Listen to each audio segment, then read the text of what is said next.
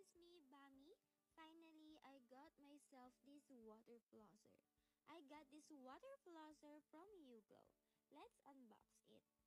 It comes with its holder that can be stick on flat surface. The water flosser itself, it also comes with 3 extra flosser head so everyone in the family can use it. It also has multiple pipe fittings that can be attached on almost all faucets.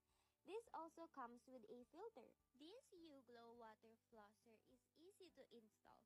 Watch me on how install it on our restroom.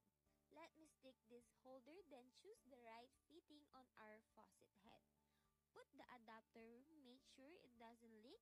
If it does, just put the Teflon tape. Then attach the hose, put it on the water flosser head. Then we can use it. I will only add this water flosser on my dental care routine. After I brush my teeth, I use this water flosser around my gums, and this is so perfect for me as I'm wearing braces.